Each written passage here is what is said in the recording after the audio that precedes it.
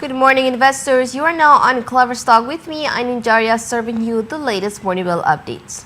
Kicking it off with the opening bell updates on our local market.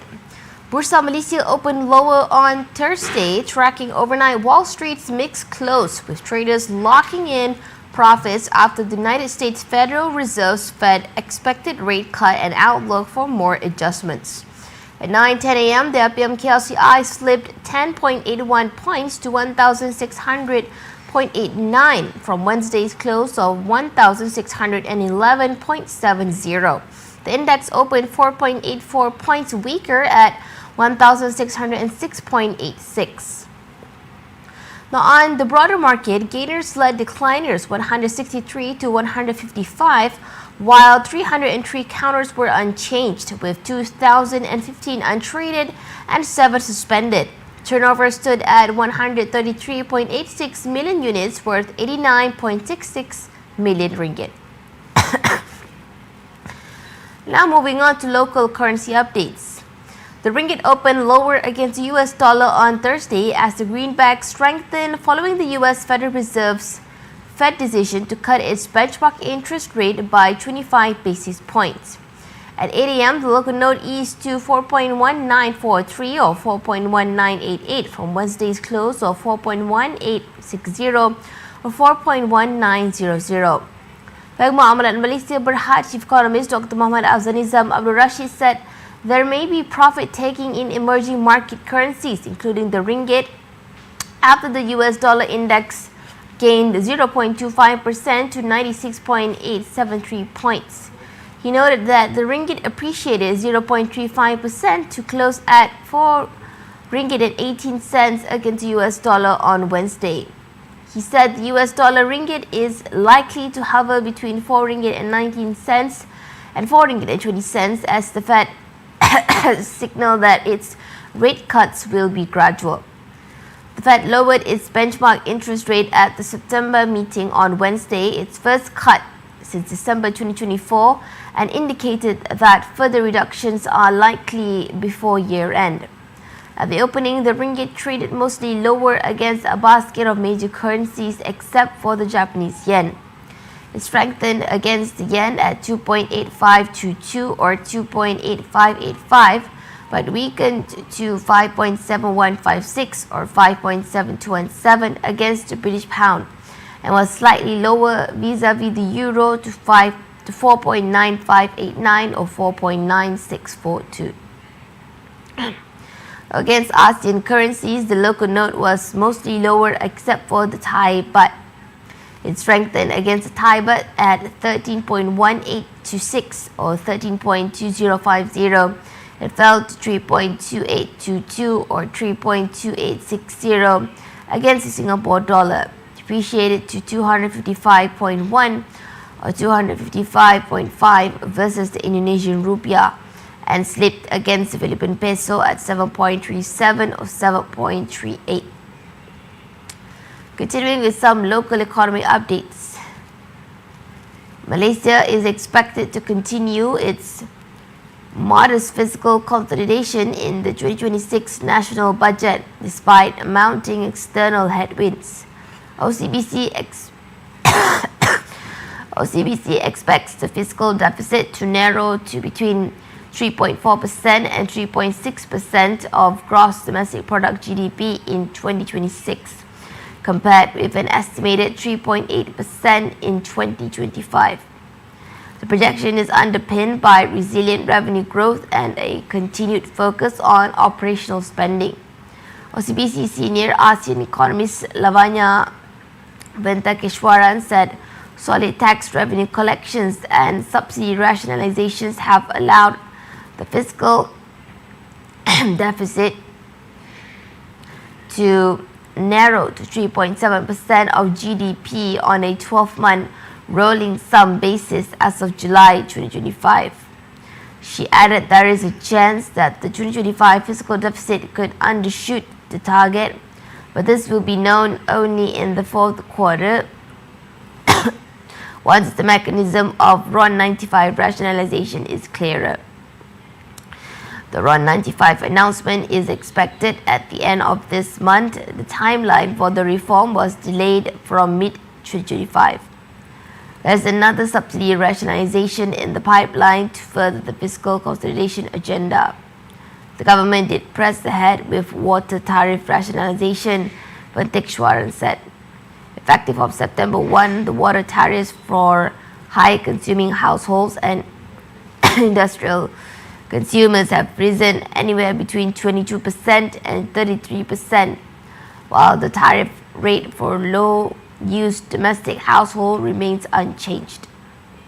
The fiscal policy moving in a prudent direction, Pentekshwaran expects Bank Negara Malaysia to maintain the overnight policy rate at its November 6 meeting. However, she still sees room for a 25 basis point rate cut in the first half of 2026, should economic conditions warrant further support. Meanwhile, Pentekshwaran said the details of the drivers of government revenue and expenditures available for the first half of 2025 are encouraging. Revenue collections grew 6.1% year-on-year in the first half compared to 3.1% in 2024. Within this, tax revenues were up to 12.6% year-on-year in the first half of 2025, while outpacing nominal GDP growth or 3.4% for the period. Corporate revenues, along with sales and services taxes, were the biggest contributors to revenue growth. She said, by contrast, non-tax revenues fell by 12.6% year-on-year in the first half of 2025 from a contraction of 11.3% in 2024, likely reflecting lower Petronas dividends and anemic commodity prices. And now moving on to corporate news update. CIMB Securities has initiated its coverage on KIP Real Estate Investment Trust REIT with a buy call anchored on resilient earnings offers from the company. The firm said KIP REIT's niche focus on underserved secondary cities, stable rental income and prudent capital management position it well to deliver sustainable long-term returns. He said KIP REIT offers resilient earnings anchored by its niche focus on community-centric retail malls in underserved secondary towns across Peninsular Malaysia. Its defensive portfolio is supported by stable occupancy rates and consistent rental reversions, while growing interest from institutional investors at further appeals. You project a strong 13% core from net profit compound annual growth rate over 3 years from 2025, driven by asset acquisition, resilient occupancy, and sustained great growth. The firm gave a target price of 95 cents on KIP REIT, reflecting a total return potential of 20%. The firm added their target price is based on a 25% discount to its DDM valuation. This is to reflect KIP's REIT low trading liquidity and market capitalization. KIP REIT's portfolio includes the KIP Mall brand, which primarily serves middle-income households by providing essential goods and services in mass market catchments. At listing in 2017, the REIT owned 6 retail properties valued at 580 million ringgit. As at the end of August, it has expanded to 11 retail and 6 industrial assets with a total asset value of 1.6 billion ringgit. Now, CIMB research said the REIT's focus on secondary city retail sees limited competition, which underpins stable occupancy rates. It added the relatively lower asset valuation in these locations also enable KIP REIT to deliver higher asset yields of 10% with 8.9% average for peers in more saturated urban markets as of 2024. And finally, wrapping up, we have major corporate developments and deals across Malaysia. Advanced-Con unit Advanced-Con Infra Sunjam Berhad has secured a 66.89 million ringgit contract for earthworks and ancillary works under Phase 1, Package 1 of the Southern Ibrahim Technopolis IB-Tech project in Kulai, Johor. Science Tax reported a net profit of 530.8 million ringgit for the full financial year ended July 31st, 2025, slightly down from the 545 billion ringgit in the previous year.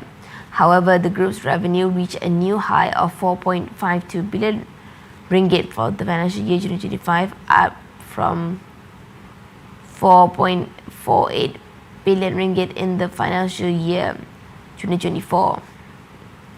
Genting Malaysia's indirect wholly owned subsidiary, Genting Americas Inc. GAI, has filed a motion to dismiss an amended complaint in the United States District Court. The group stated that the motion was submitted on September 12 in response to the amended complaint filed by Raf Bahamas Ltd on July 29.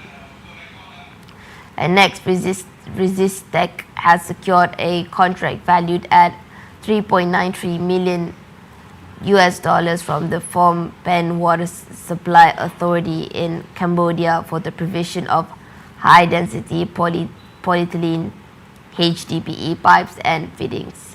MKH subsidiary Metro Kajak Sunjam Berhad's plan to sell its entire 100% stake in Vast Furniture Manufacturing Kunshan CO Ltd for the CNY 49.53 million ringgit to streamline its focus on core businesses in property construction and oil palm plantation.